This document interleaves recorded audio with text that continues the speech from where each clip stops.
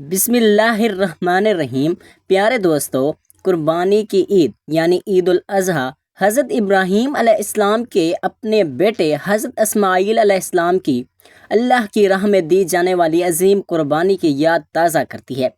حضرت ابراہیم علیہ السلام کی عمر مبارک 86 برس ہو چکی تھی، تاہم اولاد کی نعمت سے محروم تھے۔ انہوں نے اللہ تعالیٰ کی بارگاہ میں کچھ اس طرح دعا کی کہ اے میرے رب، مجھے صالحہ بیٹا عطا کر۔ یہ دعا اللہ کی بارگاہ میں قبول ہوئی اور آپ کی دوسری بیوی حضرت ہاجرہ رضی اللہ تعالیٰ عنہ کے بطن سے آپ کو حضرت اسماعیل علیہ السلام کی پیدائش کی خوشخبری سنا دی گئی۔ عبرانی زبان میں اسماعیل کا تلفظ شمائل ہے۔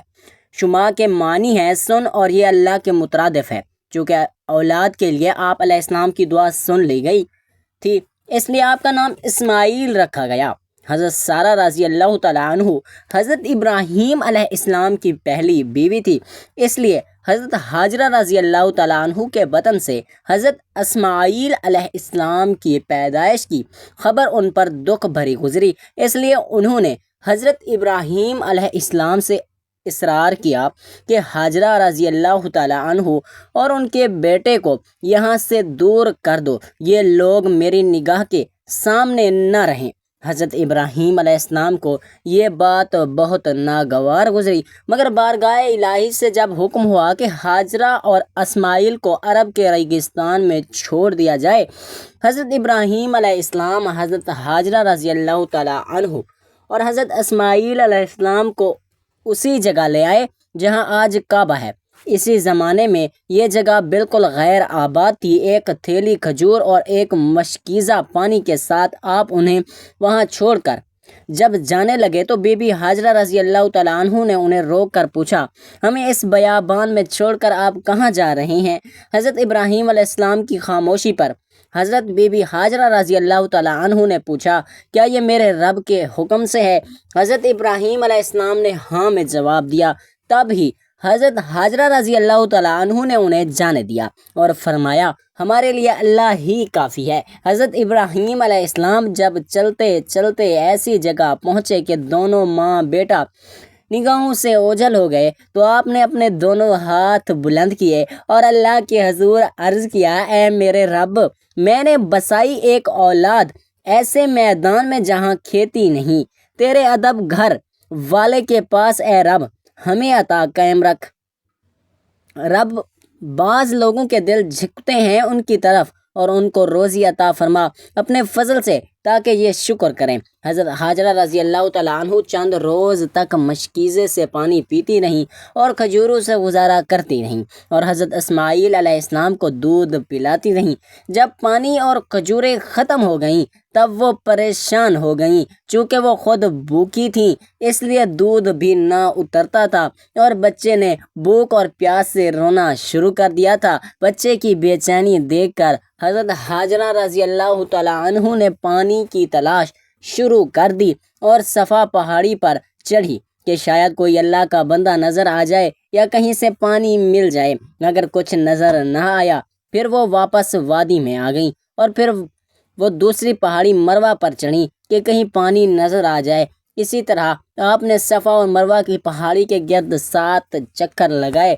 حضرت ہاجرہ کا یہ جذبہ اللہ تعالیٰ کی بارگاہ میں اس قدر مقبول ہوا کہ بیت اللہ کی زیارت کے لیے آنے والے ہر فرد پر اللہ تعالیٰ نے اسے لازم قرار دے دیا کہ حضرت ہاجرہ رضی اللہ تعالیٰ عنہ کی سنت کی پیروی کرتے ہوئے صفا اور مروہ کے پہاڑوں کی سعی کریں۔ اس جستجو پر مشتمل عمل کی مقبولیت کا ایک اشارہ یہ بھی تھا کہ 7ویں چکر میں حضرت ہاجرہ رضی اللہ تعالیٰ عنہ جب بچے کے پاس واپس آئیں تو دیکھا کہ جس جگہ حضرت اسماعیل علیہ السلام روتے ہوئے ایڑیاں رگڑ رہے تھے وہاں سے پانی کا چشمہ جاری ہو گیا، اور یہ چشمہ آج بھی موجود ہے اور ہم لوگ اسے آب زمزم کے نام سے جانتے ہیں۔ ہزاروں سال گزر جانے کے باوجود چشمے کا پانی اسی طرح جاری ہے۔ اللہ تعالیٰ نے اس میں مخلوق کے لیے شفا رکھی ہے۔ حضرت ہاجرہ رضی اللہ تعالیٰ عنہ یہ معجزہ دیکھ کر بے حد خوش ہوئیں اور اللہ تعالیٰ کا شکر ادا کیا۔ اس کے بعد آپ نے بچے کو پانی پلایا اور خود اس سے مستفید ہوئیں۔ इस वक्त अल्लाह ताला की तरफ से एक फरिश्ता नाजिल हुआ और उनकी तरफ से वईद सुनाई, ए हाजरा, आप खौफ ज़दा ना हो और ना ही गमगीन हो, क्योंकि अल्लाह ताला आपको और इस बच्चे को ज़ाय नहीं होने देगा, क्योंकि ये अल्लाह का घर है, यानी मकाम बैतुल्ला है, जिसे इस बच्चे और आपके बाप ने तामीर करना है।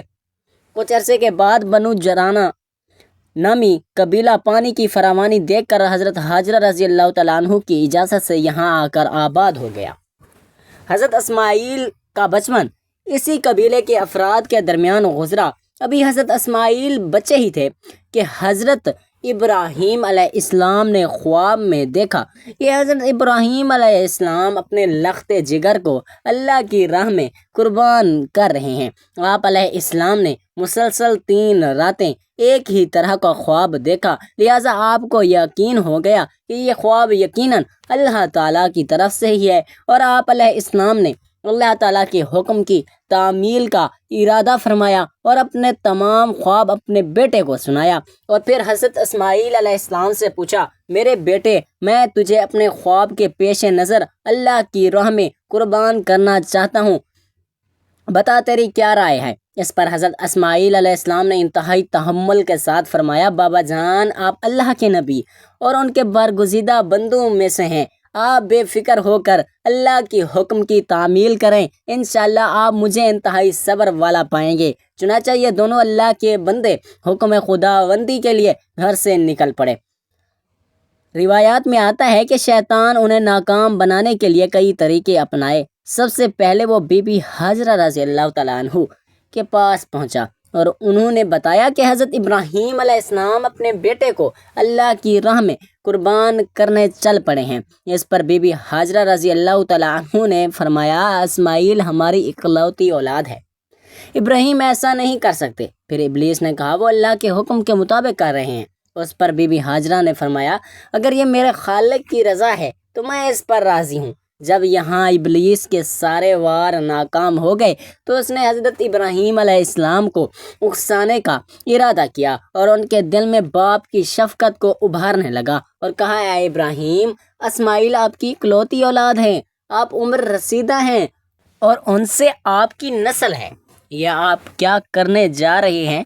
हज़रत इब्राहीम अलैहिस्सलाम ने जवाब दिया, मुझे मेरा बेटा अल्लाह ने दिया है और ये मेरे पास अल्लाह की अमानत है, मैं अल्लाह के हुक्म पर राज़ी हूँ, वो जैसे चाहे हुक्म दे, हम उसके ताबे हैं और फर्माबरदार हैं। आप अलैहिस्सलाम के जवाब से इब्लीस को सख्त मायूसी हुई, लेकिन उसने आपको बहकाने की अपनी नाकाम कोशिश जारी रखी, हत्ता कि उसने हज़रत इस्माईल अलैहिस्सलाम को बहकाया, लेकिन वो भी अपने मकसद पर डटे रहे।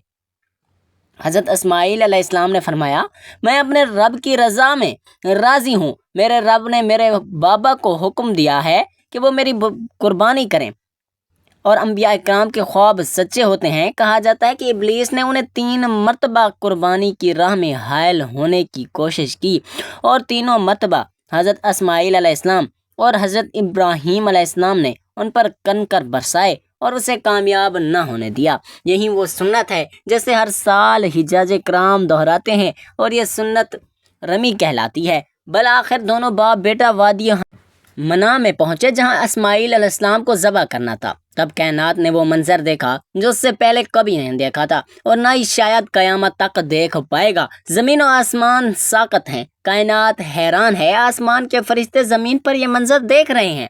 तभी इस्माईल अलैहिस्सलाम कहते हैं, अब्बा जान, आप मेरे दोनों हाथों और दोनों पाँव बांध दीजिए ताकि छुरी चलाते वक्त आपको कोई दिक्कत ना हो, और अब्बा जान, आप मुझे ज़मीन पर मुंह के बल लिटाइएगा ताकि मेरा चेहरा ज़मीन की तरफ हो। अगर मेरा चेहरा आपकी तरफ हुआ तो कहीं आपको मुझ पर तरस ना आ जाए और आप मुझे ज़िबा ना कर पाएँ। अब्बा जान, अपनी आंखों पर पट्टी बांध लीजिएगा और ज़िबा करने के बाद मेरा कुर्ता मेरी माँ को दे दीजिएगा ताकि उन्हें सब्र आ जाए। बाप ने सब बातों पर अमल किया, बेटे का माथा चूमा, पाँव बांधे और बेटों को ज़मीन पर मुंह के बल लिटा दिया और छुरी चला दी, लेकिन छुरी ना चली। हज़रत इस्माईल को छुरी ने नहीं काटा क्योंकि अल्लाह को कुछ और ही मंजूर था। हज़रत इब्राहीम अलैहिस्सलाम छुरी चलाते हैं मगर छुरी नहीं चलती। آپ اور زور لگاتے ہیں مگر چھری ہے کہ چلنے کا نام نہیں لیتی۔ آپ علیہ السلام چھری سے فرماتے ہیں، اے چھری تو کیوں نہیں چلتی؟ میرے ننھے اسماعیل کا گلا تو بہت نازک ہے، تو کیوں نہیں چلتی؟ عرش پر فرشتے خاموش، زمین پر ایک انسان کے اللہ سے محبت کا عجیب منظر دیکھ رہے ہیں۔ تب اللہ پاک عرش سے حضرت جبرائیل علیہ السلام سے فرماتے ہیں، اور جنت سے مینڈھا لے جاؤ، میرا خلیل پیچھے نہیں ہٹے گا، جاؤ اور اس کی قربانی کرو۔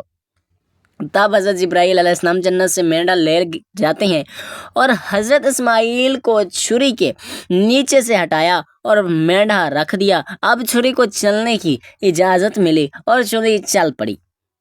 تب حضرت ابراہیم علیہ السلام کے ہاتھوں پر گرم خون لگا اور بے ساختہ آپ کی زبان سے نکلا، اللہ اکبر، یا اللہ تیرا شکر ہے۔ مگر جب آنکھوں سے پٹی اتار دی تو حضرت اسماعیل صحیح سلامت ایک طرف بیٹھے ہیں۔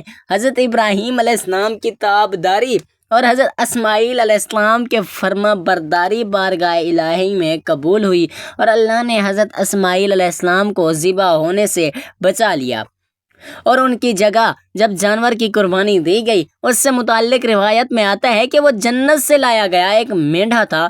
یہی وہ قربانی ہے جس کو تا قیامت امت مسلمہ کے لیے عملی نمونہ بنا دیا گیا ہے۔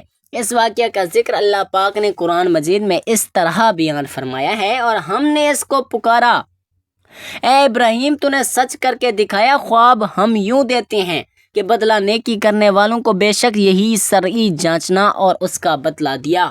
ہم نے ایک جانور ذبح کو تو یہ تھا کہ وہ عظیم قربانی کا واقعہ جس کو تمام مسلمان عید الاضحیٰ کے طور پر مناتے ہیں۔ قربانی اسلامی تعلیمات کا ایک اہم حصہ ہے جو ہر صاحب استطاعت مسلمان پر واجب ہے۔ اجتماعی قربانی ایک خوبصورت طریقہ ہے جس میں کئی افراد مل کر ایک بڑے جانور کی قربانی کرتے ہیں۔ اس عمل میں بعض اہم نکات کا خیال رکھنا ضروری ہے تاکہ قربانی اللہ تعالیٰ کے حضور مقبول ہو۔ قرآن و حدیث کی روشنی میں اجتماعی قربانی کے وقت درج ذیل باتوں کا خاص خیال رکھنا چاہیے۔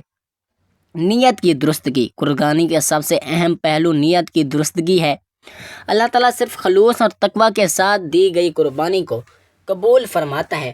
قرآن مجید میں ارشاد باری تعالیٰ ہے، یعنی اللہ کو نہ ان کا گوشت پہنچتا ہے اور نہ ان کا خون، بلکہ تمہارا تقویٰ اس تک پہنچتا ہے۔ حلال اور جائز مال سے قربانی کرنا قربانی کے جانور کی خریداری حلال اور پاکیزہ مال سے ہونی چاہیے۔ رسول اللہ صلی اللہ علیہ وآلہ وسلم نے فرمایا، اللہ پاک اور وہ صرف پاک چیز کو قبول کرتا ہے۔ صحیح مسلم۔ جانور کا انتخاب اجتماعی قربانی میں جانور کا انتخاب کرتے وقت اس کی صحت، عمر اور جسمانی حالت کا خیال رکھنا ضروری ہے۔ جانور بیمار، لنگڑا، اندھا یا بہت کمزور نہیں ہونا چاہیے۔ حدیث مبارکہ میں آیا ہے، 4 قسم کے جانور قربانی میں جائز نہیں: کانا، بیمار، لنگڑا اور بہت کمزور۔ نمبر 4، اجتماعی نظم و ضبط اجتماعی قربانی کے وقت نظم، ضبط اور صفائی کا خاص خیال رکھنا چاہیے تاکہ کوئی شخص پریشانی میں مبتلا نہ ہو۔ حصے داروں کے حقوق قربانی میں شریک تمام افراد کے حقوق اور حصے برابر ہونے چاہیے، کسی کے حصے میں کمی یا زیادتی نہ ہو۔ نمبر 6، ذبح کا طریقہ اسلامی طریقہ کار کے مطابق جانور کو اللہ کے نام لے کر قبلہ رخ کر کے ذبح کرنا چاہیے، قرآن مجید میں ہے۔ نمبر 7، گوشت کی تقسیم قربانی کا گوشت 3 حصوں میں تقسیم کرنا مسنون ہے۔ ایک حصہ اپنے خاندان کے لیے، ایک رشتہ داروں کے لیے اور ایک ضرورت مندوں کے لیے۔ نمبر 8، صفائی اور حفظان میں صحت جانور ذبح کرنے کے بعد جگہ کی صفائی اور باقیات کو صحیح طریقے سے ٹھکانے لگانا ضروری ہے تاکہ ماحول آلودہ نہ ہو۔ نمبر 9، دعا اور تقویٰ قربانی کے بعد اللہ تعالیٰ کا شکر ادا کرنا، دعائیں مانگنی چاہیے ہماری قربانی قبول ہو جائے۔ اجتماعی قربانی ایک عظیم عبادت ہے جس میں تقویٰ، احسار اور خلوص کا بڑا دخل ہے۔ اگر اس کے تمام تقاضے صحیح طور پر پورے کیے جائیں تو یہ عمل اللہ کے قریب ہونے کا بہترین ذریعہ بن سکتا ہے۔ قربانی کے لیے کچھ جانور جائز نہیں ہیں جن کی تفصیل حدیث میں واضح طور پر موجود ہے۔ رسول اللہ صلی اللہ علیہ وآلہ وسلم نے فرمایا، 4 قسم کے جانور قربانی میں جائز نہیں: کانا جانور جس کا کانا پن واضح ہو، بیمار جانور جس کی بیماری نمایاں ہو، لنگڑا جانور جس کا لنگڑا پن ظاہر ہو اور وہ چل نہ سکے، نہایت کمزور اور بوڑھا جانور جس کی ہڈیاں میں گودا نہ ہو، اس کی قربانی جائز نہیں ہے۔ اللہ تعالی ہمیں سیدھے راستے پر چلنے کی توفیق عطا فرمائے۔ آمین ثم آمین یا رب العالمین۔